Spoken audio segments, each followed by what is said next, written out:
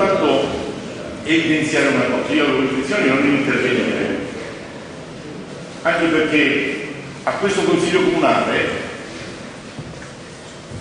non vorrei che non ci fossero atti conseguenziali, come è accaduto in passato. Nell'altro Consiglio io avevo evidenziato che il Comune di Massarra ha sul territorio 2 centraline per misurare la qualità dell'aria. In passato l'amministrazione ha ceduto in gestione all'ARPA queste 2 centraline e nell'accordo di programma c'era la pubblicazione, se non quotidiana, almeno settimanale, dei valori della qualità dell'aria.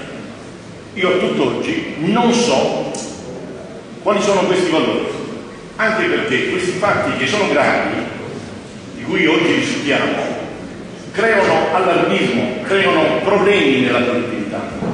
Allora, se abbiamo degli strumenti per avere dei dati certi e perlomeno tranquillizzare i cittadini massapresi che almeno nel territorio della città non ci sono fatti inquinanti, e come diceva il consigliere regionale Masarano, è bene accertare se la fonte di inquinamento dista 1 chilometro, 10, 20, 30, perché soltanto individuando la fonte di inquinamento si possono poi effettuare atti conseguenziali. Grazie.